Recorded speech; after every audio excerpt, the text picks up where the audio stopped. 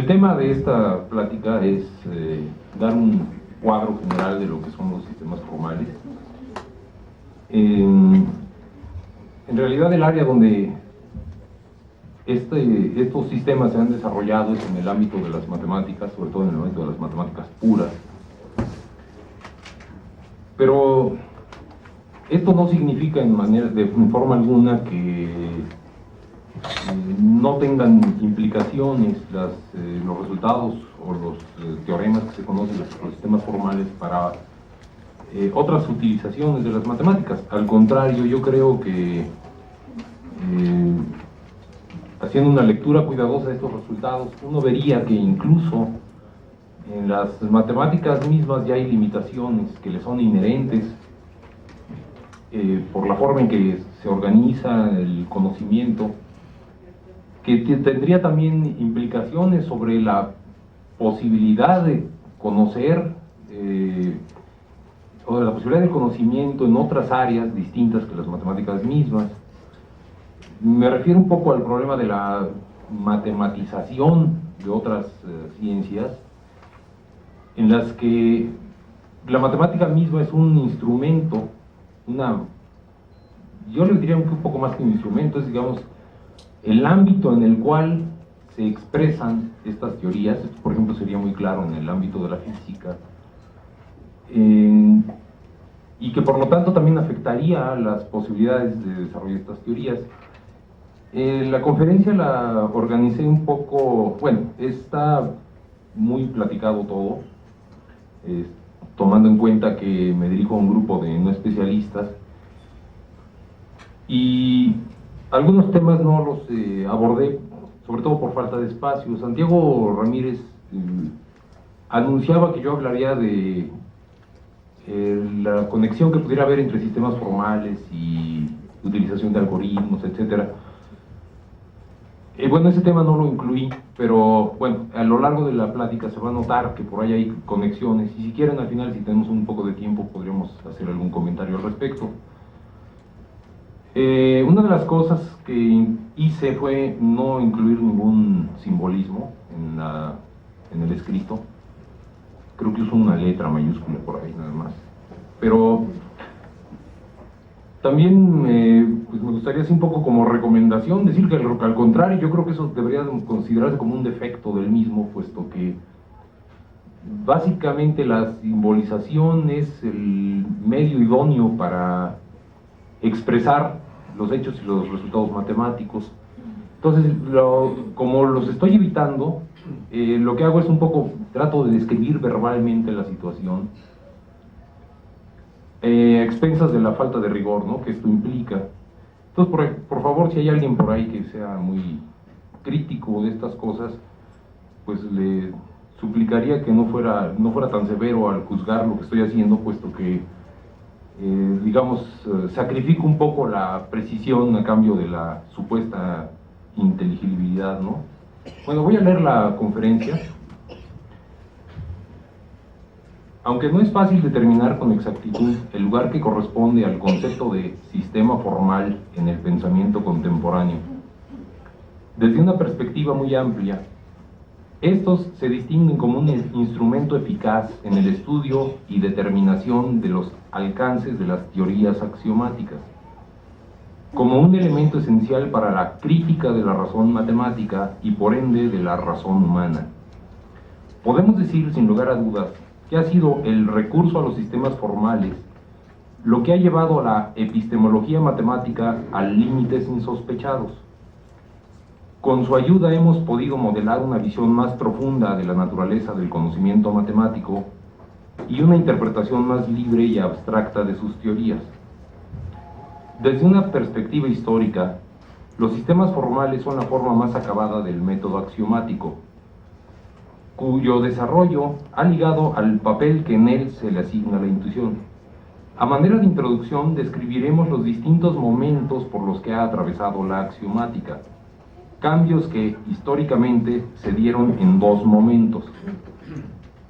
En un primer momento se dio la sustitución del contenido por la forma. Esto sucedió en el siglo XIX. Y en un segundo momento se dio la conversión de la forma en un cálculo simbólico. Esto sucedió a finales del siglo XIX y principios del siglo XX. Estos dos cambios que sufrió el método axiomático son los que marcaron la naturaleza de lo que son los sistemas formales. Entonces ahora trataré de explicar un poco qué fue en perspectiva histórica lo que sucedió, para que así podamos entender muy bien cómo es que se organizan los sistemas formales internamente. Hablar de los orígenes del método axiomático es hablar de geometría y de la Grecia antigua. Como sabemos, la geometría nace en tanto que saber especulativo con los griegos, quienes también nos legaron el método axiomático. Mucho se ha subrayado este aspecto de la geometría griega, a cuyo perfeccionamiento habría de contribuir Euclides, quien establece vínculos deductivos entre las proposiciones geométricas de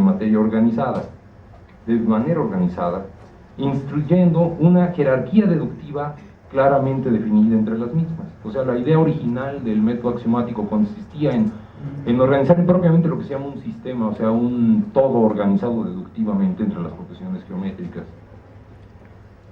Para ello es necesario reconocer algunos hechos y conceptos fundamentales que habrán de servir como base para derivar, por definición y deducción respectivamente, el resto de nociones y enunciados de la geometría.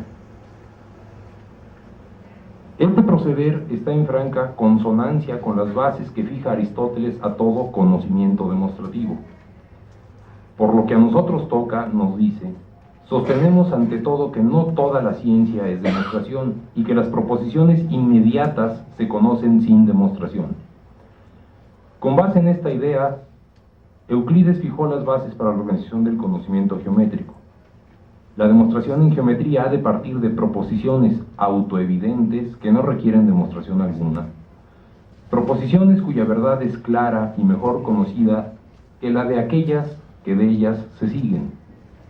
De no ser así, habría que demostrar las hipótesis en que se apoya cada demostración ad infinitum, es decir, recorrer al infinito, o incurrir en circularidades, al demostrarse las proposiciones unas a otras.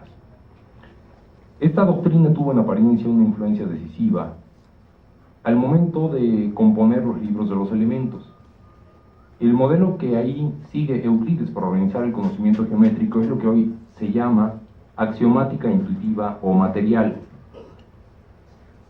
y que podemos resumir así. Ciertos términos iniciales se definen a fin de sugerir qué es lo que se pretende significar con ellos en el discurso. Por ejemplo, en los elementos de Euclides encontramos definiciones de palabras tales como punto, línea, línea recta, etc., que de hecho en la estructura deductiva del sistema no juegan ningún papel. Por ejemplo, Euclides dice, punto es aquello que no tiene partes.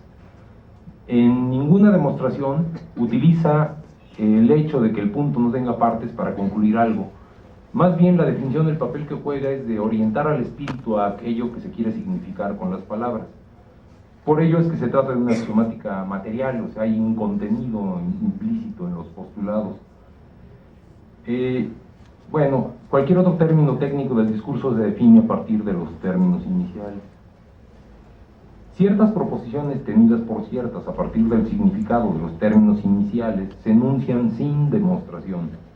A estas proposiciones se les llama axiomas o postulados. Cualquier otra proposición de la teoría se demuestra a partir de los axiomas. Esta es básicamente la estructura que se le da, la estructura lógica que se le da a los elementos de Euclides. La forma dada por Euclides a la geometría fue, por mucho tiempo, modelo insuperable de teoría deductiva.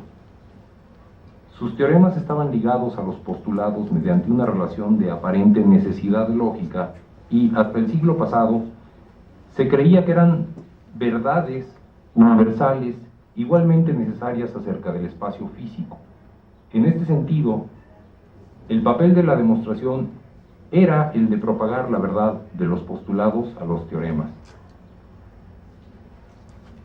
Esta visión de los postulados como principios ciertos, más allá de los cuales no se intenta ir, fue violentada en el siglo XIX. La aparición de geometrías otras que la euclidiana obligó a entender las teorías matemáticas de un modo radicalmente distinto. A los ojos de la mayoría de los matemáticos, los enunciados de la matemática dejaron de ser verdades de hecho, un informe sobre las cosas, y pasaron a ser simplemente piezas de un sistema lógico, afirmaciones cuya verdad es relativa a los principios de los que se infieren. A su vez, los axiomas dejaron de ser verdades incuestionables, de las que nadie podía dudar, y se convirtieron en simples hipótesis desprovistas de todo significado. A ello contribuyó también la aparición, poco después, de la álgebra abstracta. No solo estimuló el desarrollo de la hoy llamada matemática moderna, sino que obligó a un examen más profundo y con ello al refinamiento del método axiomático. Esta fue la vía por la cual se transitó de la axiomática material de los griegos a la axiomática formal del siglo XIX. A diferencia de la geometría griega, la matemática moderna ya no presupone un objeto de estudio, cuyas propiedades quedan expresadas por definiciones unívocas y axiomas evidentes. Por el contrario, desde el punto de vista contemporáneo, los axiomas son simplemente el punto de partida de la demostración y solo por ello se les debe admitir. Y así como debe haber axiomas en cualquier sistema deductivo, también debe haber términos indefinidos para evitar un recurso al infinito o un procedimiento circular. En otras palabras, lo que sucede con la axiomática moderna es que ya no se presupone un objeto de estudio y los términos con los cuales trata la teoría, digamos los términos básicos, son términos que permanecen sin definir. Lo único que podemos saber de ellos es lo que los axiomas postulan o establecen, las propiedades que les imponen los axiomas. Estos términos es lo único que podemos saber de ellos. Esto obviamente abre la posibilidad de una misma teoría interpretarla de distintas maneras, simplemente asignándole un distinto significado o contenido a los términos primitivos. Bueno, entonces la idea de la axiomática formal se puede resumir así. Ciertos términos iniciales se seleccionan deliberadamente como indefinidos. Se les llama términos primitivos. 2. Cualquier otro término técnico de la teoría se define por medio de los términos primitivos. A estos se les llama términos definidos. 3. Ciertas proposiciones relativas a los términos primitivos o definidos se enuncian sin demostración. A estos se les llama axiomas o postulados. 4. Cualquier otra proposición relativa a los términos primitivos o definidos, para pertenecer a la teoría, se ha de deducir de los postulados. A estas proposiciones se les llama teoremas. En una teoría formal, los postulados se admiten solo por razones de procedimiento y no pueden decirse que sean ni verdaderos ni falsos. Son un simple comienzo de la deducción. A su vez, la indefinición de algunos términos tiene como fin liberar a la demostración del significado que a estos se le pueda atribuir. En este sentido, lo que se pretende es que la deducción sea formal e independiente de la interpretación que se les da a sus términos, así como de diagramas, figuras y otros recursos visuales. Las leyes deductivas siguen siendo las de la lógica clásica, entre cuyos principios se encuentran el de no contradicción y el del tercero excluido. Esto también aparece porque en los elementos de Euclides, por ejemplo, hay demostraciones que las propiedades de los objetos que aparecen en la demostración no se infieren de los postulados. Y esto es así porque, de algún modo, el significado que Euclides le está atribuyendo a las palabras tales como punto, línea, etc., es la que induce a concluir tal cosa, independientemente de que esto no sea consecuencia de los postulados. Entonces, en el método axiomático moderno, lo que se procura es no tener un objeto propio de estudio en la teoría, para así evitar que el significado que le atribuimos a estos términos pueda influir en las demostraciones. Se pretende que la demostración sea estrictamente lógica. Bueno, como veremos, ahora vamos a ver algunos problemas que aparecen desde este punto de vista, y luego veremos que esto se vuelve a repetir en el caso de los sistemas formales, es decir, la axiomática intuitiva, o la axiomática formal, perdón, sigue presentando algunas deficiencias que se habrán de corregir con la construcción de los sistemas formales. Históricamente, la introducción de la axiomática formal planteó varios problemas que la antigua axiomática no conoció.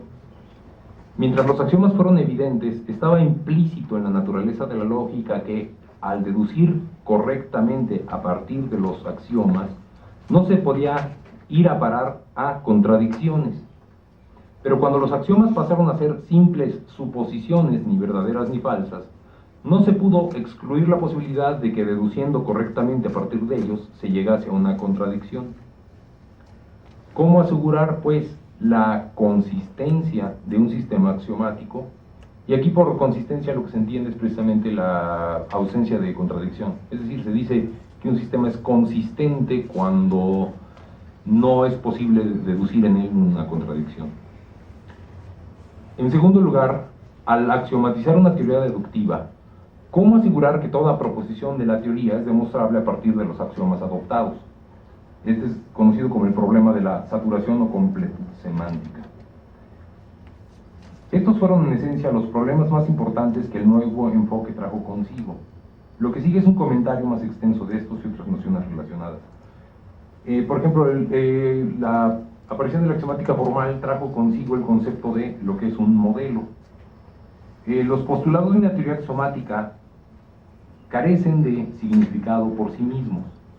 Si a los términos indefinidos se les asignan significados, de modo que los axiomas devienen en proposiciones verdaderas, se dice que se tiene un modelo de la teoría. En tal caso, los teoremas deducidos también se convierten en proposiciones verdaderas, pues esto es precisamente el sentido que tiene la deducción lógica, el de inferir de premisas verdaderas conclusiones verdaderas.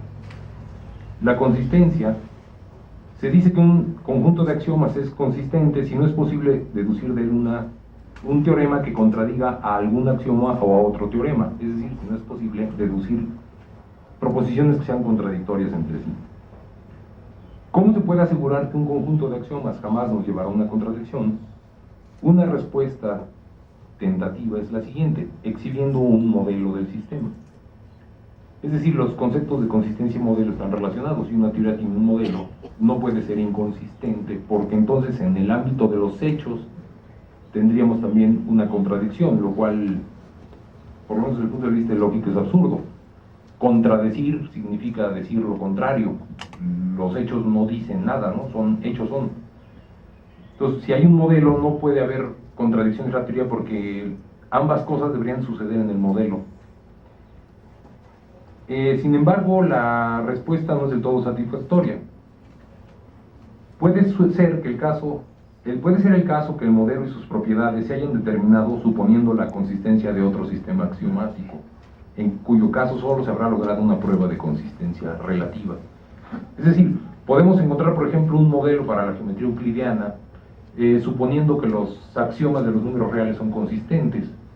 Entonces, simplemente, pensando un poco cómo se hace en geometría analítica, llamaremos punto a cualquier pareja de números reales, llamaremos recta a cualquier conjunto solución de una ecuación de primer grado, etc. De modo tal que los hechos geométricos se convierten en hechos algebraicos, y lo que establecen los postulados de Euclides se puede comprobar en el ámbito de del sistema de los números reales. Ahí el problema sería que la geometría euclidiana sería tan consistente como lo fuesen los axiomas de los números reales. Hay otras dos propiedades que son de interés. Una es la propiedad de la completud. Se dice que un conjunto de axiomas es completo cuando no se le puede agregar ningún axioma independiente sin incurrir en inconsistencia. Cuando un conjunto de axiomas es completo, cualquier proposición correctamente expresada en los términos del sistema es demostrable o refutable en él. Refutar quiere decir en este caso probar la opuesta, o sea, la negación. Lo que quiere decir que cualquier proposición del sistema se puede decir verdadera o falsa en relación a sus axiomas.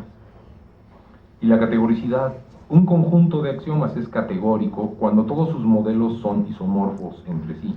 Es decir, cuando los objetos y las relaciones de dos modelos cualesquiera se pueden poner en correspondencia biunívoca, de modo que una relación se cumple para ciertos objetos en uno de ellos sí y solo si la relación correspondiente se cumple para los objetos correspondientes en el otro modelo. Puede decirse que dos modelos isomorfos poseen una misma estructura y que un conjunto categórico de axiomas tiene en esencia un único modelo.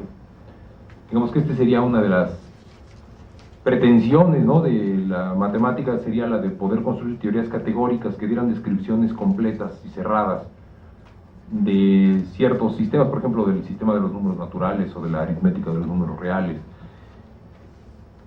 En este caso, en la teoría, cualquier hecho que fuese verdadero respecto de los números se podría demostrar y recíprocamente. En la axiomática formal, el significado de los términos primitivos ya no desempeña ningún papel en la demostración. Hilbert gustaba de expresar esta idea diciendo que se podía reemplazar las palabras punto, recta y plano por mesa, silla y tarro de cerveza sin cambiar en nada la estructura formal de la geometría. Por ejemplo, el primer postulado de Euclides sería trazar una mesa de una silla a otra. ¿Es acaso que la axiomática formal ya no se hace referencia a ningún orden de significados ajenos al sistema? ¿Es que la intuición ha sido realmente desterrada del desarrollo de las teorías axiomáticas? La respuesta a una y otra pregunta es la misma. La supresión del significado de los términos primitivos no elimina del todo la intuición. Esta persiste en la aceptación espontánea de ciertas evidencias relativas a los procedimientos lógicos de demostración, en las expresiones del lenguaje corriente que figuran en los axiomas, en locuciones como hay, sí, entonces, no, tres, cada, etc., a las que se le da su sentido usual y de cuyo significado depende la aceptación de los argumentos y demostraciones.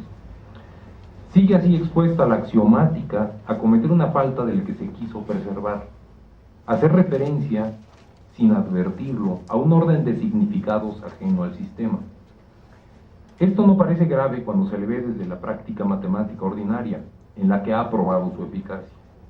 Pero cuando se le mira desde otros puntos de vista, pronto se hace sentir la necesidad de hacer para las reglas de la lógica lo que previamente se hizo para los postulados, enunciarlas expresamente y en su totalidad. Y es así como aparece ahora la noción de sistema formal. Ahora el desplazamiento que se va a hacer es el siguiente: ya en el interior del sistema formal el razonamiento ya no se conduce conforme a las reglas de la lógica natural, sino que las reglas mismas de la lógica se formalizan y entonces el procedimiento de demostración se convierte en algo así como una especie de cálculo que se desarrolla, digamos, mecánicamente o cuasi mecánicamente al margen del sentido que pudiese tener para nosotros la utilización de estas reglas. Toda teoría axiomática inicia con un conjunto de postulados de los que cada teorema se ha de inferir sin intervención de otra cosa que la sola lógica. Es así que toda teoría es el resultado de la interacción de dos factores: un conjunto de axiomas y un aparato deductivo. Hasta comienzos del siglo XX no se había prestado atención más que al primero de ellos, es decir, a la parte axiomática de la teoría, pues se consideraba que la lógica clásica de Aristóteles era el único sistema posible de lógica deductiva. Una de las conquistas de nuestro tiempo fue el descubrimiento de que esto no es así, de que para cada conjunto de postulados hay un número ilimitado de sistemas posibles dependiendo de la lógica que se elija para su desarrollo. Aquí voy a hacer un pequeño diagrama nada más para explicar un poco más esto.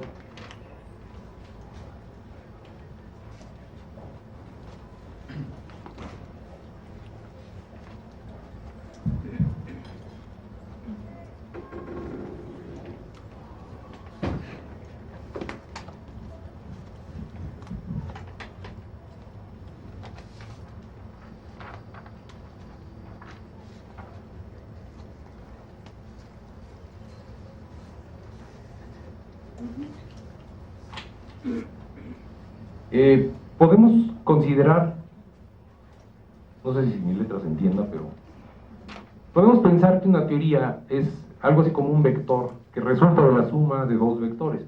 Uno de ellos sería el vector, digamos, de los postulados, o sea, qué es lo que postulo como verdadero acerca de estos objetos indefinidos.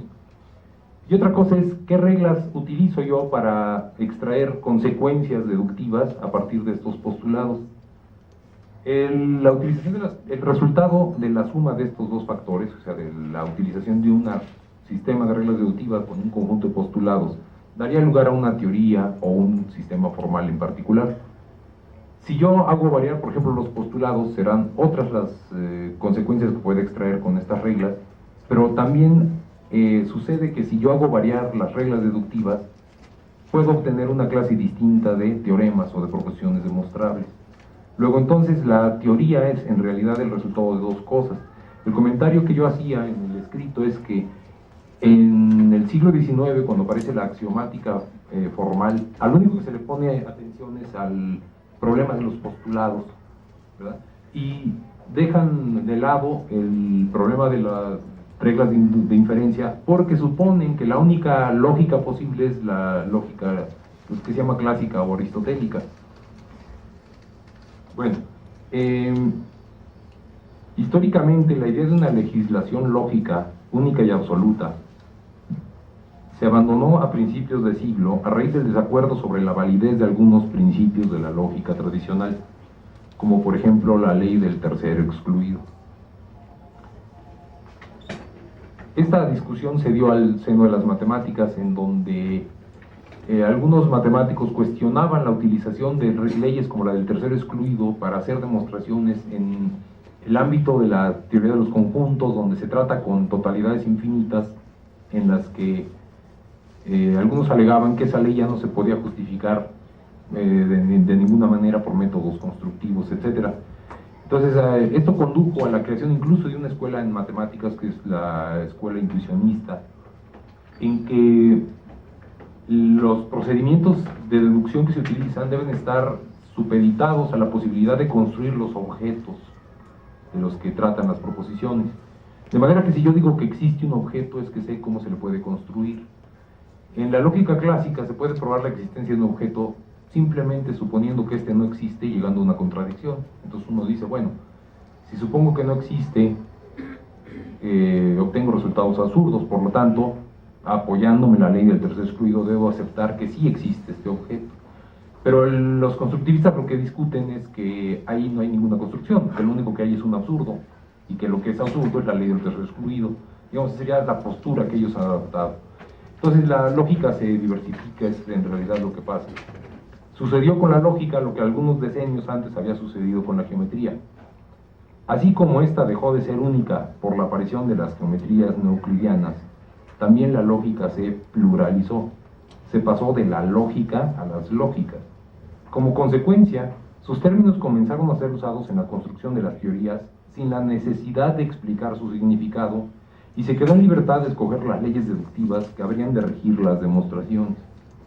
Esta tarea requirió la sustitución del lenguaje usual, con sus numerosas irregularidades, por lenguajes de signos desprovistos de todo significado. Digamos, es el paso más importante en la aparición de los sistemas formales, que el lenguaje usual ya no es idóneo, ya no es adecuado para la construcción de un sistema formal, porque el lenguaje usual es muy impreciso, y lo que se necesita en un sistema formal es utilizar reglas de deducción que son formales, que ya no apelan al significado o al sentido de las proposiciones, y que por lo tanto exigen que el objeto al que se aplican estas reglas tenga una forma precisa. Entonces lo procedente en este caso era hacer a un lado el lenguaje natural, que es, digamos, en el que escribimos la mayor parte de las teorías axiomáticas, e introducir lenguajes simbólicos que están también sometidos a reglas. Esto dio lugar en esencia a los sistemas formales. Un sistema formal consiste de los siguientes elementos. 1. Un alfabeto formado por los símbolos primitivos del sistema. 2. Reglas de formación que determinan qué combinaciones de símbolos qué combinación de símbolos primitivos son las permitidas y cuáles son las combinaciones de símbolos excluidas. Entre las expresiones permitidas se encuentran usualmente las fórmulas, es decir, cierto tipo de expresiones consideradas como dotadas de sentido. Todo esto va entre comillas porque precisamente al escoger un alfabeto en forma arbitraria, al usar reglas de formación arbitrarias, todo apela solamente a la forma, en ningún caso se hace uso del sentido o el contenido que pudieran tener estos símbolos. 3. Hay reglas de inferencia, es decir, reglas de transformación de fórmulas que permiten deducir unas de otras. Las reglas indican cómo una fórmula llamada conclusión se obtiene a partir de otras llamadas hipótesis. Y hay axiomas, es decir, fórmulas que sirven como punto de partida de la demostración. Con esto se ha llegado a la, digamos, formalización total o absoluta de una teoría axiomática. Si lo vemos históricamente, empezó con la axiomática griega plena de contenido, pasa por la axiomática formal, donde ya no sabemos bien a bien de qué estamos hablando, pero seguimos razonando con la lógica natural, para llegar a un sistema en el cual ni siquiera podemos hablar de qué estamos hablando, porque el sistema formal puede estar constituido en forma totalmente absurda, pueden ser combinaciones de símbolos o letras con reglas totalmente arbitrarias. Es decir, hay una libertad total en el manejo y utilización de los sistemas formales. Pudiera parecer que esto los ha alejado tanto de la práctica matemática que ya no tienen ninguna función, pero por el contrario, fue la formalización lo que permitió examinar con mucho detenimiento y con mucho cuidado la estructura de las teorías matemáticas, que es un poco a lo que ahora vamos. Los teoremas de un sistema formal son sus axiomas y todas las fórmulas que se pueden derivar de ellos aplicando las reglas de inferencia. Un sistema formal se distingue de una teoría axiomática en que en él las reglas deductivas no conllevan evidencia alguna, pues son estrictamente sintácticas y se apoyan en la forma de las fórmulas involucradas, no en su sentido o significado. En el contexto de un sistema formal, las pruebas son simplemente sucesiones finitas de fórmulas, cada una de las cuales es o un axioma o la conclusión de una regla de inferencia, cuyas hipótesis figuran antes que ella en la sucesión. De este modo se alcanza, digamos, una definición objetiva de lo que es una demostración. Ya la demostración queda liberada, digamos, de las consideraciones subjetivas, ¿no?, o del gesto interno de quien se enfrenta con ella. No es que uno acepte una demostración en este sentido porque le parezca correcto o no, o porque le parezca evidente que así es, sino la demostración es porque cumple con una definición de lo que es una demostración. Un poco lo que se puede decir en este caso es que si uno no está de acuerdo con este tipo de demostración, lo que tiene que hacer es cambiar el sistema formal, porque el sistema pues está hecho con sus reglas y con esas reglas se puede demostrar de tal manera las cosas y eso no está sujeto a discusión. Obviamente la intención de quienes empezaron a desarrollar los sistemas formales era el poder, digamos, proyectar sobre los sistemas formales la estructura deductiva de las teorías matemáticas usuales, pero lo hicieron de tal manera que quedó abierta la posibilidad de construir cualquier sistema deductivo con cualesquiera características que se quisiera. Por su misma naturaleza, los sistemas formales se brindan al entendimiento como objetos susceptibles de un examen riguroso, es decir, como objetos de estudio. De hecho, quienes emprendieron la tarea de la formalización lo hicieron teniendo en mente preocupaciones de carácter epistemológico relativas a diversas teorías matemáticas, mismas que intentaban resolver con ayuda de los sistemas formales. El común denominador de tales preocupaciones fue procurar una visión de conjunto de la teoría que se estuviese formalizando. En particular, los problemas concernientes a la no contradicción y a la saturación o completud aludían a las teorías como un todo, y con la formalización se convirtieron en cuestiones que podían estudiarse desde la matemática misma. Un formalismo es un medio para proyectar sobre el lienzo de lo simbólico toda la estructura deductiva de las teorías formalizadas. Esto da lugar a un hecho notable. El pensamiento matemático puede por esta vía convertirse en objeto de investigación matemática y convertir en objeto de investigación matemática los problemas epistemológicos a que da lugar. En otras palabras, el sistema formal lo que permite es estudiar la estructura de los razonamientos al interior de una teoría. Pero la matemática misma construye teorías. Al estudiar un objeto, construye teorías.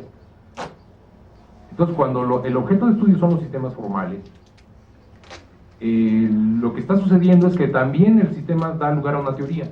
O sea, con la aparición de los sistemas formales aparece la teoría matemática de los sistemas formales.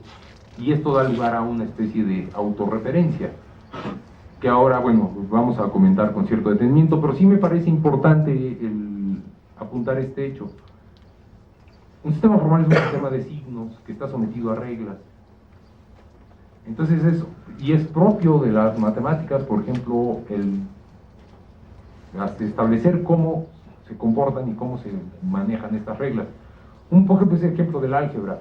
Todos hemos algún día hecho algún cálculo en álgebra.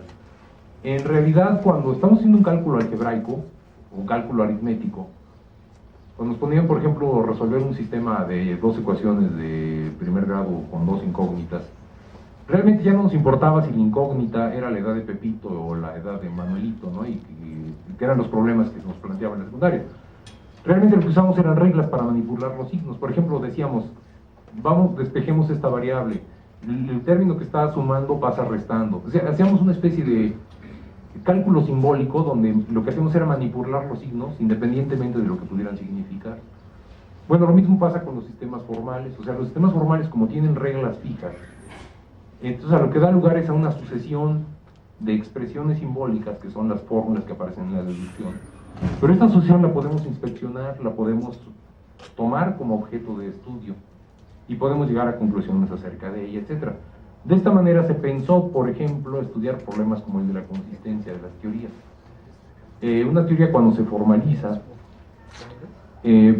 da lugar, por ejemplo, a la posibilidad de determinar que no hay dos pruebas que concluyan en fórmulas que una hacia la negación de otra. Esto es simplemente estudiando las características de las pruebas formales que están sometidas a reglas, y por el hecho de estar sometidas a reglas, aparentemente permiten una, digamos, determinación completa o acabada.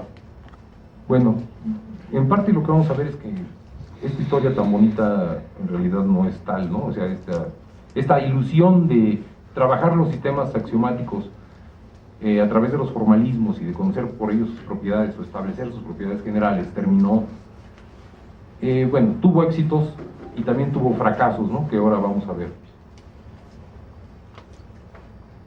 Este es quizá el principal aporte de los sistemas formales a la epistemología matemática y una de las razones por las cuales se las ha estudiado extensamente. Permiten matematizar y estudiar con toda la riqueza que la matemática nos ofrece los problemas que plantean las teorías matemáticas mismas. Por ejemplo, con base en los sistemas formales, un problema como el de la no contradicción de una teoría axiomática se puede investigar como un problema matemático. Se pasa así de la fe y la convicción subjetiva, propia, por ejemplo, de los matemáticos del siglo XIX, a consideraciones de carácter estrictamente matemático. En este pasaje a lo que me refiero es que en el siglo XIX pues, los matemáticos tenían fe en que los sistemas axiomáticos con los que estaban trabajando fueran consistentes, pero no tenían una manera de investigarlo, simplemente apelaban un poco a la intuición, al sentido de las cosas, pero no había de hecho una manera tajante de establecer estas consistencias. Ahora, el problema de la consistencia, visto en la perspectiva de los sistemas formales, era un problema que se podía atacar matemáticamente, o sea, con toda la precisión. Se puede así buscar una demostración de la consistencia de una teoría, como se puede buscar una demostración de la hipótesis de Riemann. Es decir, se trata de resolver un problema matemático. De hecho, la matematización de tales problemas ha llevado a resultados incontestables, cuya fisonomía negativa no se preveía en absoluto a comienzos del siglo XX. Se trata de los llamados teoremas limitativos, que fijan un límite a la capacidad de formalización y expresión de los sistemas formales. Bueno, ahora tenemos que hablar un poco de lo que es la sintaxis y la semántica. En relación a un sistema formal se distinguen dos tipos de consideraciones: las consideraciones sintácticas y las consideraciones semánticas. La sintaxis de un sistema trata de las combinaciones y ordenaciones posibles de sus símbolos, sin hacer referencia a su significado o sentido que estos tengan o que sus expresiones puedan tener. Una preocupación central del análisis sintáctico de un sistema formal es el de determinar sus posibilidades deductivas, es decir, distinguir la clase de sus teoremas. Obviamente este problema está directamente ligado al problema de la consistencia. Los problemas abordados por la semántica son de dos tipos. Los relativos a la noción de verdad. Un problema sería ver cómo en un sistema formal puedo yo reflejar la noción de verdad, o cómo los enunciados de un sistema formal que nada significan por sí mismos, los puedo relacionar con un dominio e interpretarlos ahí y determinar cuáles de ellos son verdaderos y cuáles no. Y los relativos a la posibilidad de expresión de un sistema, es decir, yo construyo un sistema formal, un lenguaje formal, ¿qué tantos conceptos o qué tantas nociones de aquello que estoy formalizando sí puedo expresar, sí puedo, por ejemplo, definir con los símbolos del sistema? En ambos casos, los sistemas formales se consideran en relación a algo externo, siendo en matemáticas ese algo las teorías axiomáticas que quedan formalizadas por ellos. En este sentido, formalizar una teoría consistente es construir un sistema formal del que la teoría resulte una interpretación verdadera, es decir, una interpretación en la que cada fórmula derivable corresponde a un enunciado verdadero de la teoría. Esta idea presupone la posibilidad de establecer una correspondencia entre las fórmulas del sistema y los enunciados de la teoría. En este sentido, las principales teorías de la matemática contemporánea han sido formalizadas, a veces de distintas maneras. Nosotros nos contentaremos con hacer referencia a la aritmética de los números naturales, si bien los resultados relativos a esta afectan también a la teoría de los conjuntos y por ende a diversas teorías que pueden ser reconstruidas al interior de esta última.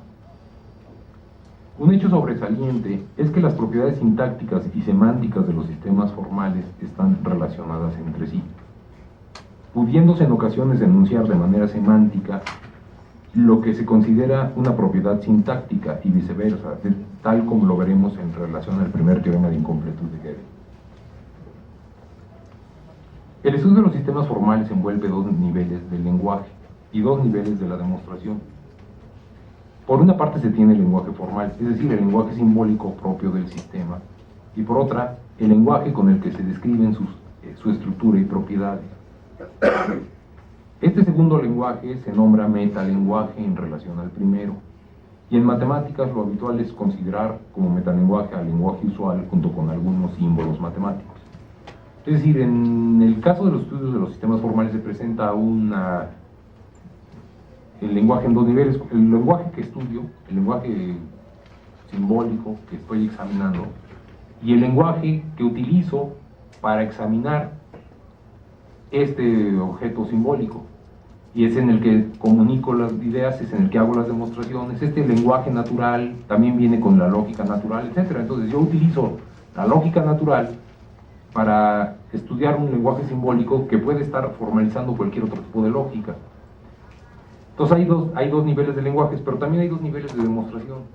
O sea, unas son las pruebas formales que puedo hacer dentro del sistema formal, y otras son las demostraciones que hago acerca de las propiedades del sistema formal. Entonces, para distinguirlos, a uno se le llama metateoría en relación, o sea, cuando hago teoría de un sistema formal, entonces podría yo decir que tengo la teoría de una teoría. Para no caer en confusiones, se utiliza la palabra metateoría para describir o referirse a la teoría acerca del sistema formal.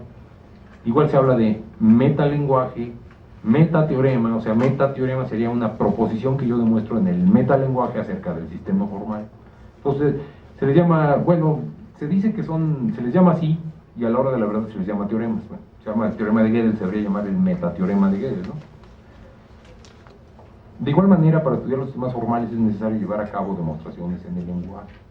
Los resultados obtenidos al investigar las propiedades de un sistema formal se denominan metateoremas. Los metateoremas enuncian propiedades del sistema o de sus componentes en tanto que objetos de estudio. A su vez, las propiedades del sistema se pueden estudiar en dos niveles, en el nivel sintáctico y en el nivel semántico. Podemos, por ejemplo, investigar si cierta fórmula es teorema de un sistema formal, examinando las características formales de las pruebas. Estaremos entonces investigando las propiedades sintácticas del sistema. También podemos investigar las características de los modelos de un sistema, en cuyo caso estaremos realizando una investigación de orden semántico.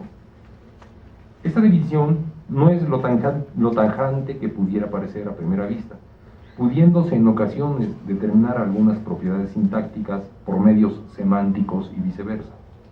Lo que sí es cierto es que induce una duplicación de conceptos en ocasiones vinculados entre sí.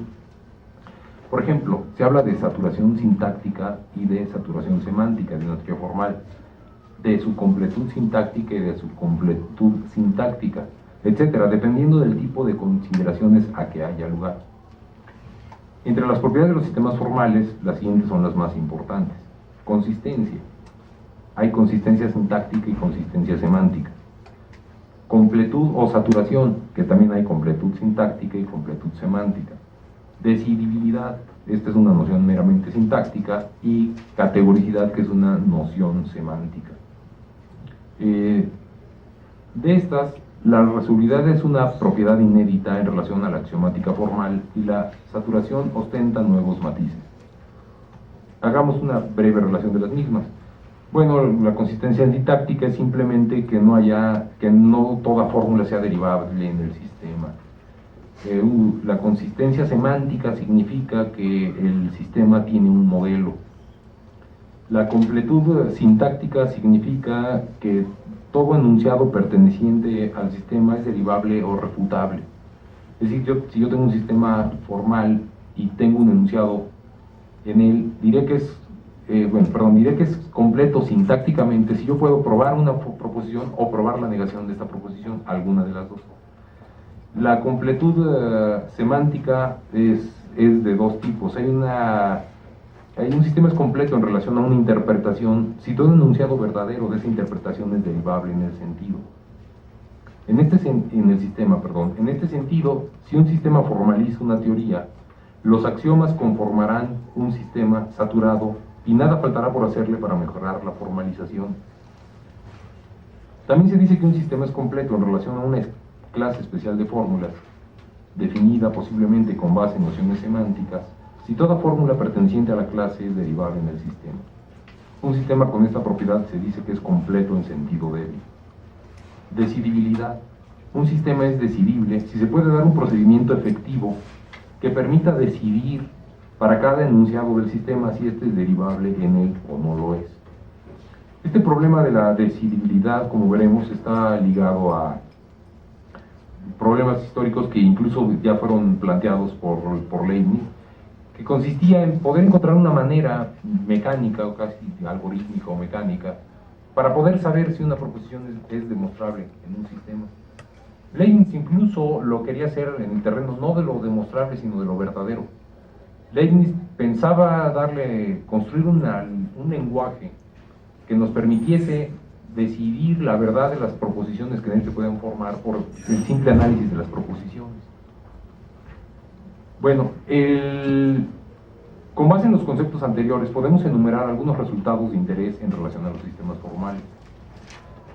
Aun cuando toda tentativa por dar una explicación clara y precisa de estos resultados está condenada al fracaso, en lo que sigue procuramos reducir un mínimo las voces técnicas a fin de hacer accesibles estos resultados a los no especialistas.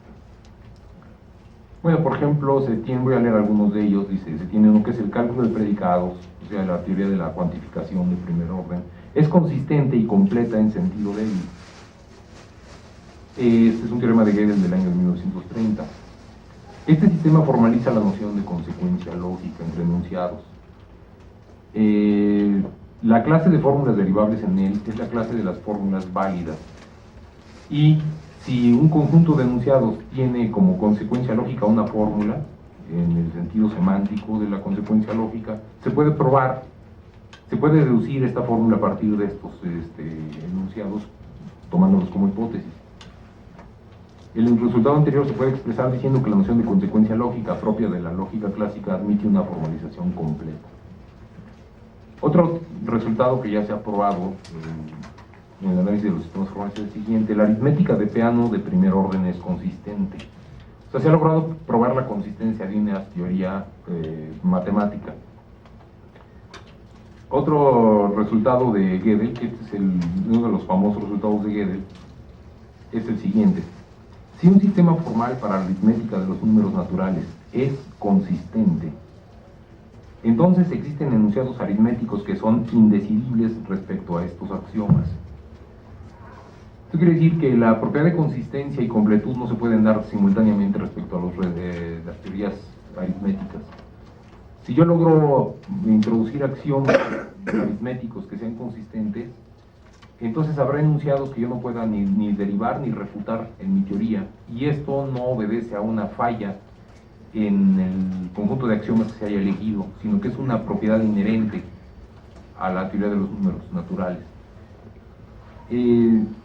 Este resultado se suele parafrasear diciendo que ningún sistema axiomático para la aritmética de los números naturales se puede ser consistente y completo a la vez. Por eso se le llama teorema de incompletud de Gödel.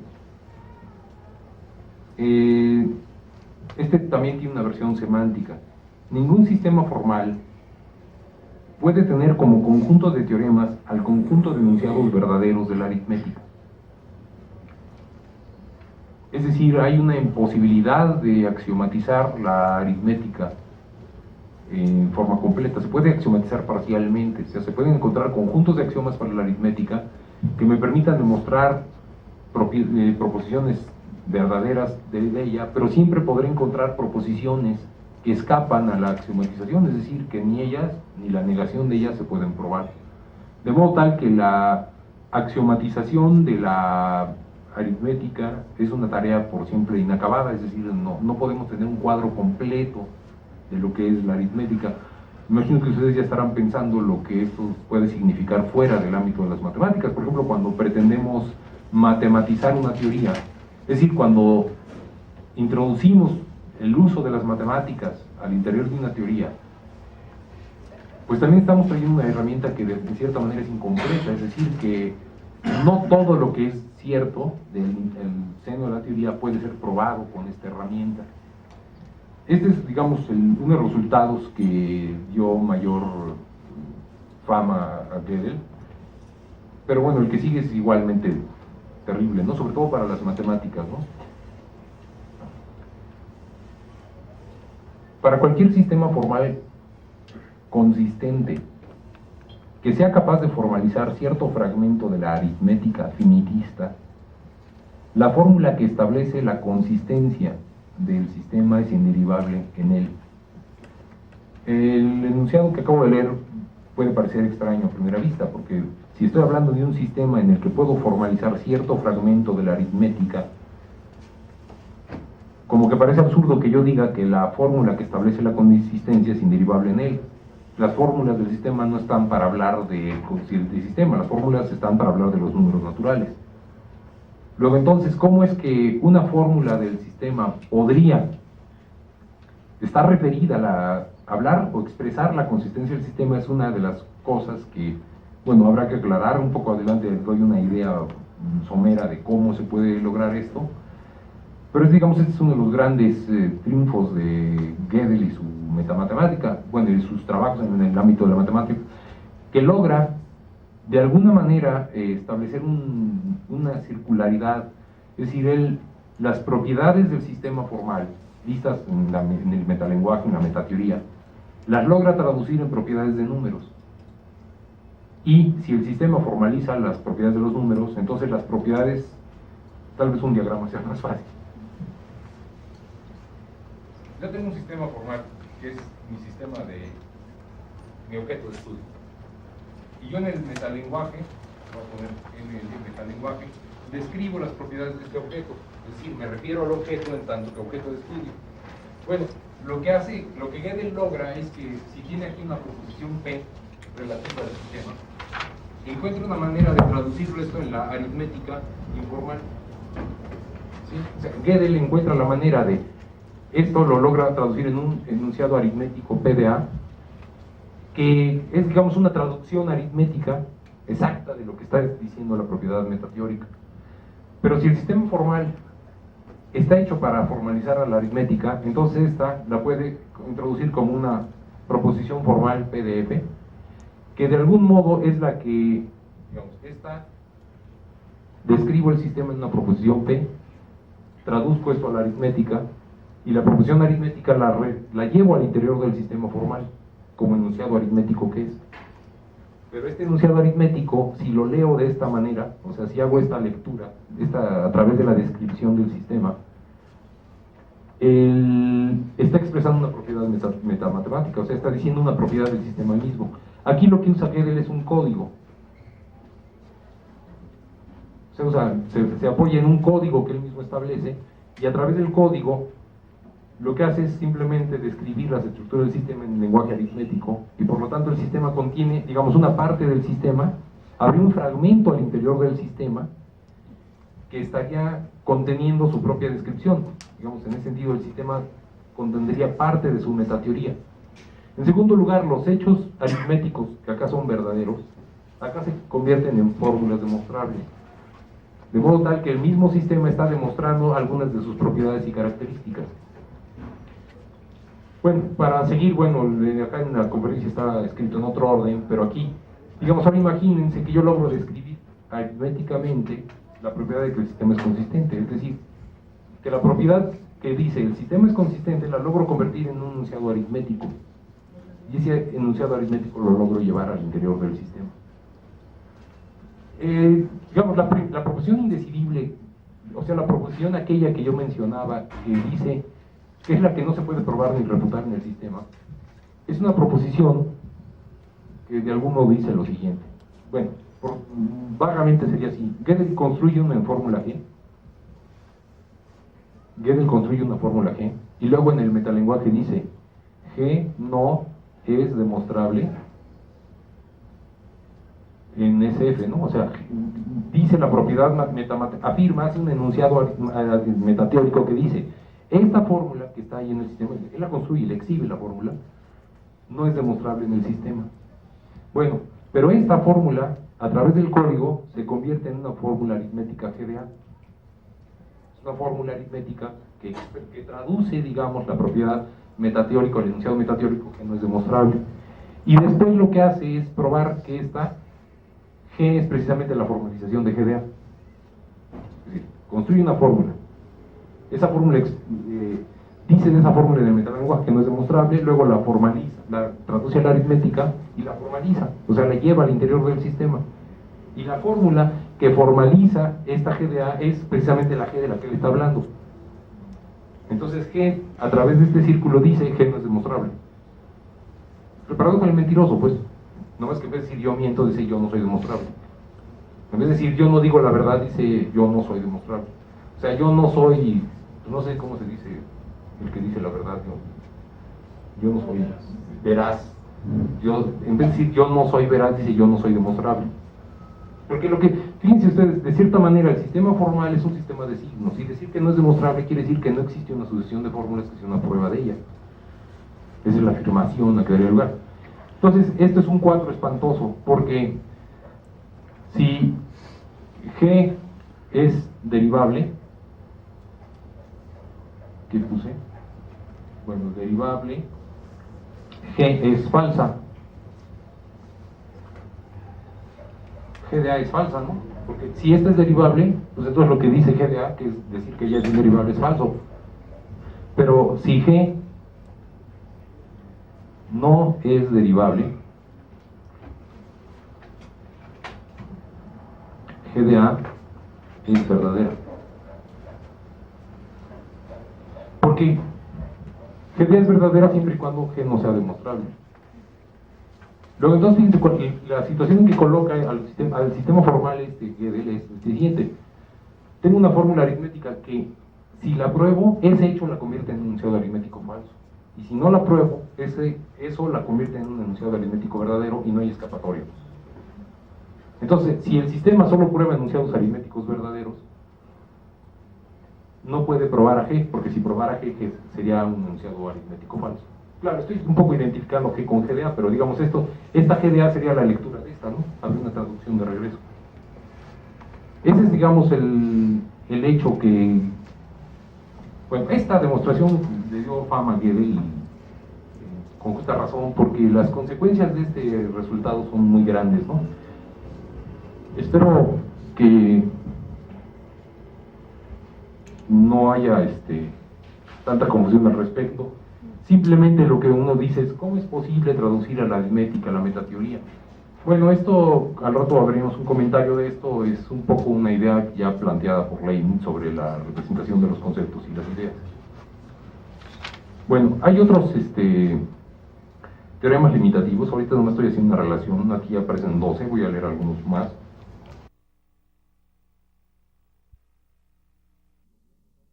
La posibilidad de que nosotros logremos dar una definición de lo que significa que una proposición del idioma español sea verdadera es prácticamente nula, y aparentemente está también apoyada esta idea por la limitación misma de los sistemas formales. Luego hay otros teoremas como que si un conjunto de enunciados pertenecientes a un lenguaje de primer orden es válido en algún dominio, entonces será válido también en el dominio de los números naturales. Es decir, si yo puedo interpretar verdaderamente un conjunto de proposiciones en algún dominio, forzosamente habrá una interpretación en el dominio de los números naturales que las haga verdaderas a todas ellas. E igual, si un conjunto de enunciados pertenecientes a un lenguaje de primer orden es válido en algún dominio de cardinalidad infinita, o sea, en algún dominio infinito, entonces será válido en cualquier dominio de mayor cardinalidad. Estos dos teoremas, bueno, también es decir metateoremas, pero ya estamos acostumbrados a decir teoremas, son de Lovenham-Skolem. Otro teorema que tiene implicaciones interesantes es el siguiente, es el teorema de Church, que dice así: el cálculo de predicados, o sea, el cálculo donde considero solo las fórmulas y con cuantificación sobre individuos, puedo hablar de relaciones entre individuos, de operaciones con individuos, y puedo cuantificar estas relaciones o hacer, bueno, construir fórmulas como implicaciones, conjunciones, negaciones de ellas. Esto se llama el cálculo de predicados, tiene una axiomatización que es completa, es la axiomatización que decía hace un rato. No es decidible recursivamente, es decir, no existe un procedimiento para decidir si una fórmula perteneciente a la lógica de primer orden es derivable en el cálculo de predicados. Y este teorema tiene también una versión semántica. La noción de consecuencia lógica entre fórmulas del cálculo de predicados es indecidible. Es decir, si a mí me presentan un conjunto de fórmulas y otra fórmula cualquiera, yo no puedo decidir mecánicamente si esta segunda fórmula es consecuencia lógica de las anteriores. No hay un procedimiento para determinar mecánicamente si algo es consecuencia lógica de un conjunto de postulados. Y esto obviamente está también ligado a los problemas de incompletud de las teorías formales. Bueno, otra consecuencia es que la aritmética de Peano de primer orden, o sea, la aritmética que aprendimos en la escuela primaria, un poco más que eso, es indecidible. O sea, no hay un algoritmo para saber si un enunciado aritmético es verdadero o falso. No puedo yo, aplicando estos sistemas de los que hablaba Santiago, que se tiene una entrada y una salida, ¿no? Que doy como entrada la fórmula y la salida me dice si es teorema o no es teorema. No existe un mecanismo para decidir. Digamos que aparentemente la demostración de teoremas en matemáticas sí requiere de ingenio, creatividad, inventiva, etc. O sea, todas las porras que nos podamos echar los matemáticos son requeridas para que pueda haber matemáticas. O sea, no es un problema mecánico. Si imaginamos lo contrario, es más claro. Imaginemos que descubrimos un programa, que programamos una máquina, la Cray de $9 millones que hay por aquí en UNAM, y que logramos escribir un programa para la máquina, de modo tal que la máquina decida mecánicamente si una proposición aritmética es verdadera o falsa. Bueno, pues entonces lo que hacemos es, cada problema aritmético que se nos presente, simplemente se lo alimentamos a la máquina y ella, al cabo de un tiempo, supongo que debería ser razonable, nos contestará si es verdadero o falso. Bueno, no debemos preocuparnos ni siquiera por el tiempo que se tardaría la máquina en hacerlo, porque no existe tal programa, no podemos programar la máquina para hacer eso. El problema de la verdad en matemáticas no es un problema que se decida mecánicamente, es un problema que de alguna manera no está resuelto de antemano. Sabemos que algo es demostrable cuando hemos encontrado su demostración, y esto es, digamos, una de las cuestiones que le da vida e interés a los problemas matemáticos, que Hilbert decía es: la vida de las matemáticas son sus problemas. Una matemática sin problemas, una matemática donde ya no queda nada por resolver, pues es una ciencia muerta, ¿no?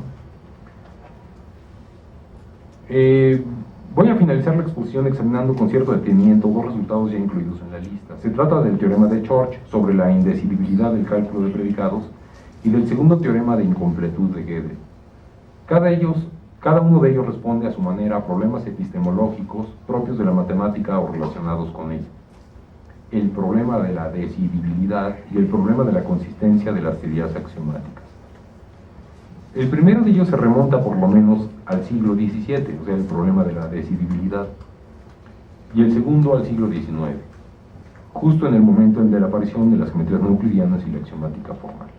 Ahora voy a hacer un comentario sobre el teorema de Church, sobre la indecidibilidad de la aritmética y de la lógica de primer orden. Ya en el siglo XVII, Leibniz soñaba con presentar los resultados de las matemáticas en forma tal que su necesidad fuese consecuencia de su forma. Anhelaba llevar el estudio de los números y de las líneas a su perfección, al menos en cuanto a los métodos de solución o a la demostración de la imposibilidad de hacerlo, es decir, la imposibilidad de resolver un problema, de hacer una construcción. Por ejemplo, hablaba de un método que permitiese decidir si una ecuación diofantítica tiene o no solución en números racionales, o de un procedimiento para dar cuadraturas para la geometría ordinaria. Leibniz soñaba igualmente con una lingua filosófica o característica universal que no solo sirviese para comunicar el pensamiento, sino también para pensar. Una especie de hilo de Ariadna que nos guiase a través del laberinto del raciocinio. Imaginaba que ésta habría de semejarse al álgebra y sueña con constituir una especie de cálculus rationator que facilitase el pensamiento formal y constituyese una especie de método cuasi mecánico de extracción de conclusiones. En un célebre manuscrito llega incluso a profetizar que, una vez elaborado ese lenguaje, los hombres que deseasen zanjar cualquier controversia solo tendrían que tomar el lápiz y decir, calculemos.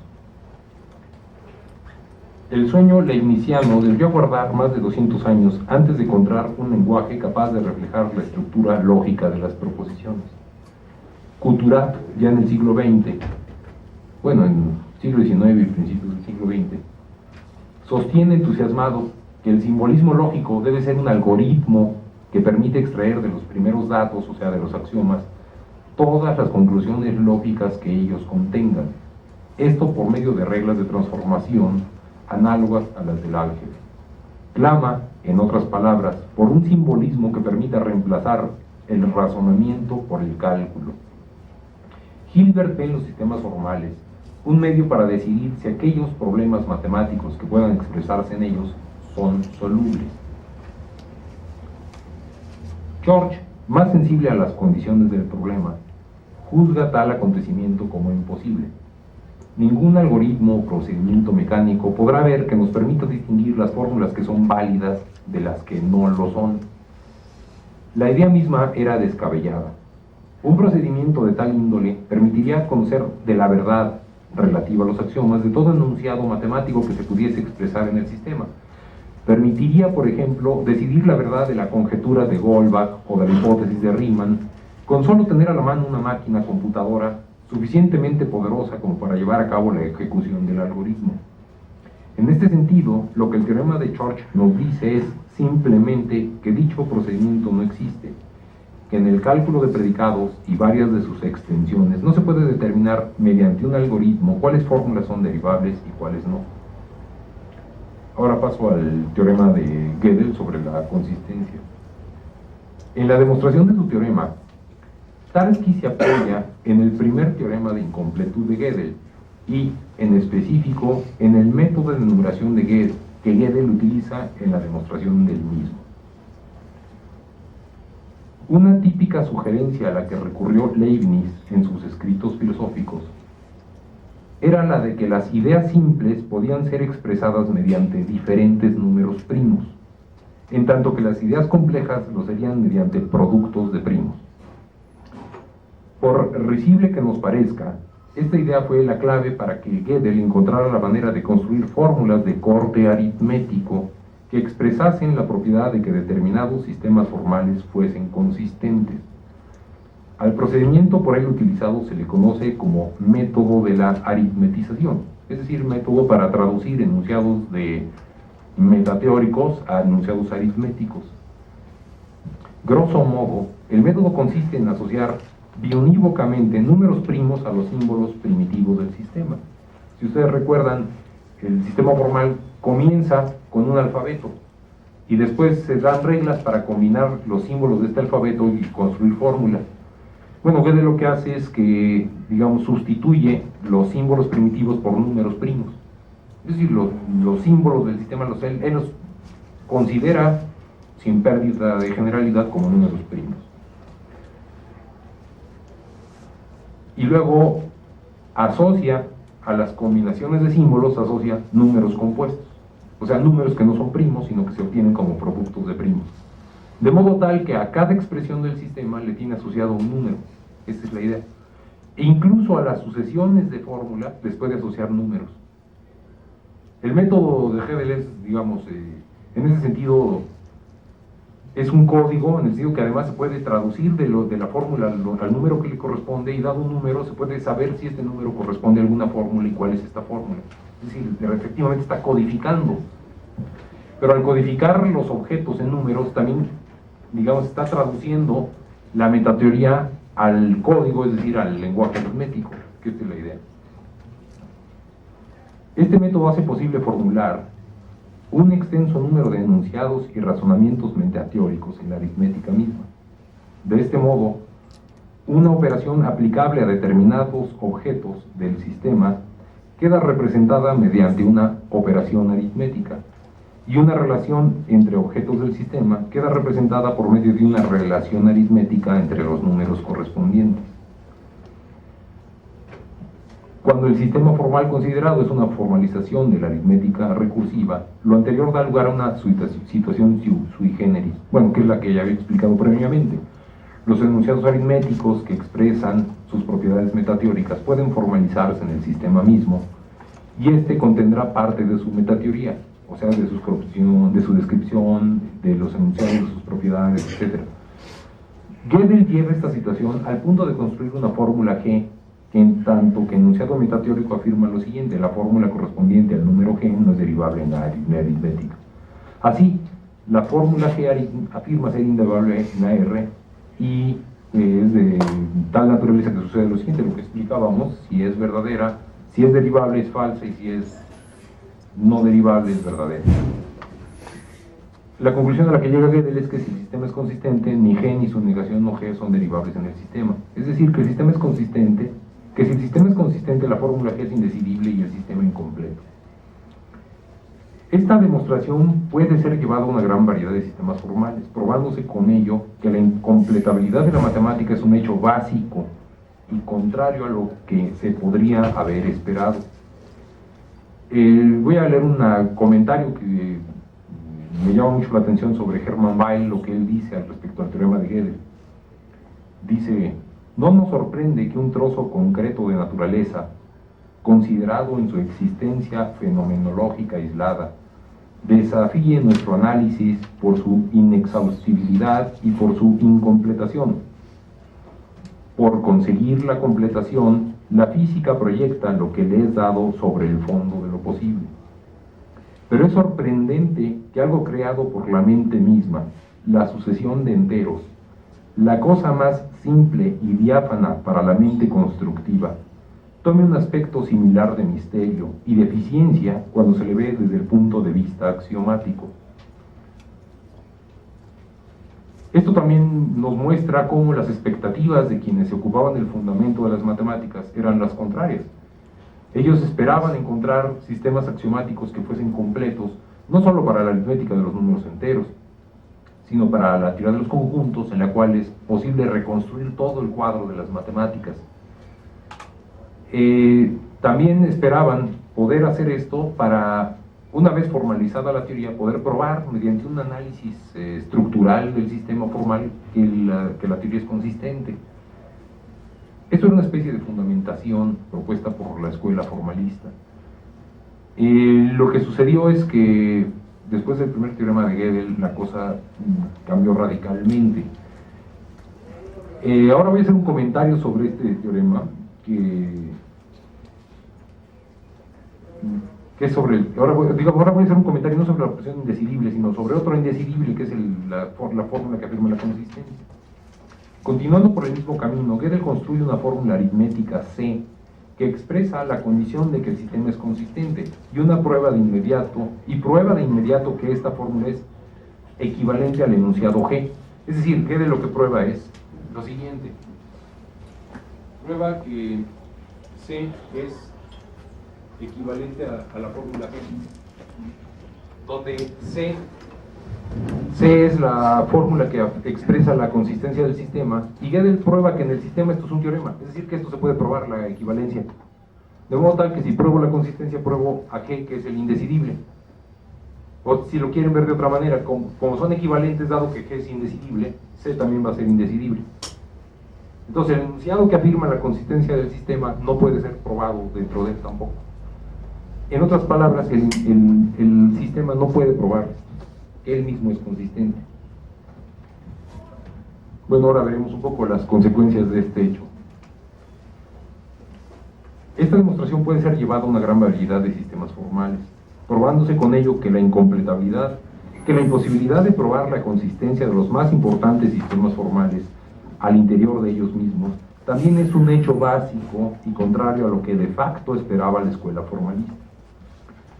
Una consecuencia de este resultado es la siguiente: si la consistencia de un sistema formal capaz de formalizar la aritmética recursiva se logra demostrar por algún medio, o sea, si yo logro probar que un sistema formal es consistente, la prueba no admite formalización en el sistema, a menos de que el sistema sea inconsistente. Esto significa, entre otras cosas, que para demostrar la no contradicción de un sistema que no sea demasiado restringido, es necesario recurrir a procedimientos de prueba que le son extraños y, en cierto sentido, más poderosos de los que éste se vale. Esto señala un límite al conocimiento que se puede lograr de las propiedades de los sistemas formales, y aunque no despoja de todo sentido las pruebas de no contradicción, modifica considerablemente su alcance. En otras palabras, si yo tengo un sistema formal y pruebo su consistencia, y este sistema, digamos, es un sistema formal adecuado para la aritmética o la teoría de los conjuntos, etc., la prueba de consistencia no la puedo formalizar en el sistema. Entonces la tengo que formalizar en un sistema que de algún modo eche mano de herramientas que no puedo representar dentro del sistema. Entonces tengo que recurrir a otros principios, a otros axiomas, a otras nociones que me permitan probar la consistencia. Pero entonces aparece el siguiente problema: ¿y quién me garantiza que los principios, métodos y conceptos que utilicé son consistentes a su vez? O sea, yo pruebo la consistencia de un sistema A con una herramienta B que la formaliza en un sistema B. ¿Cómo sé que el sistema B es consistente? Bueno, entonces voy y pruebo su consistencia, pero para probar la consistencia del sistema B no puedo usar herramienta formalizable en B, entonces necesito utilizar un sistema C donde yo trate desde el cual yo puedo probar la consistencia de B, pero a su vez la consistencia de C queda en espera de ser demostrada, y así ad infinitum, porque nunca podría encontrar un sistema donde él mismo contenga la garantía de su no contradicción. Entonces aquellos métodos o principios que yo utilizo para probar consistencias, pues también arrojan una luz, arrojan dudas, y esas dudas solo se aclaran en el sentido del programa formalista, probando su consistencia a la vez. De modo tal que el problema de la consistencia queda abierto. Bueno, esto es lo que... La solución planteada por el segundo teorema de Gödel al problema de la consistencia de las teorías matemáticas es exactamente la opuesta a la esperada por Hilbert. Según Hilbert, las teorías matemáticas habrían de formar una suerte de pirámide, en cuya base se encontraría aquella formada por los elementos más simples. Esta base sería autovalidativa, en el sentido de que encerraría la garantía de su no contradicción. A partir de ella se iría probando la consistencia de los formalismos más poderosos, quizás con la ayuda de otras teorías cuya consistencia ya se hubiese resuelto. No obstante, a la luz del teorema de Gödel, la situación es la opuesta. En efecto, si acabar un sistema significa probar su consistencia, es imposible contentarse con las suposiciones que en él se hacen, sino que es necesario hacer la siguiente presuposición, aquella que nos permita probar su consistencia. Por tanto, continuando con nuestra metáfora, la pirámide ha de ser invertida. Para consolidar un piso, o sea, consolidar es probar consistencia, es necesario construir el siguiente, necesito el piso siguiente donde está la prueba de su consistencia. Y para asegurar un sistema es necesario acabar aquel que formaliza la prueba de su consistencia. En tal caso, la base de la pirámide se encuentra suspendida en la cúspide. Una cúspide inconclusa por sí misma y que debe ser elevada sin cesar. A fin de cuentas, si fundamentar las matemáticas, como Hilbert pretende, consiste en probar la coherencia de sus principales teorías, la matemática se fundamenta en la nada, y este es un resultado de innegable valor epistemológico. Como se ve, la matematización de ciertos problemas epistemológicos llevó a resultados incontestables que, decíamos, no se preveían en absoluto a comienzos del siglo XX. Se trata de los teoremas limitativos, que imponen un límite a la capacidad de formalización y expresión de los sistemas formales. Bueno, es una conclusión. La formalización de una teoría matemática no tiene como propósito escribir sus teoremas de manera rigurosa o escribirlos en forma concisa en una especie de ideografía matemática. Más bien, la intención es someter a un análisis sus posibilidades y alcances y extraer conclusiones de carácter general, mirándola como un todo organizado deductivamente. Desde este punto de vista, al formalizar, lo importante no es el proceso formal de demostración o la posibilidad de transcribir la teoría a una taquigrafía idónea, sino razonar matemáticamente acerca de las propiedades del sistema, dándole una forma precisa. Esto añade una nueva dimensión a las matemáticas. La formalización convierte toda teoría axiomática en un objeto de investigación matemática, abandonando así el campo de la especulación filosófica. Dentro de esta categoría se encuentran ciertos problemas relativos a sus propiedades globales, como lo son la consistencia, la saturación, la independencia o la decidibilidad. Eso es todo. Gracias.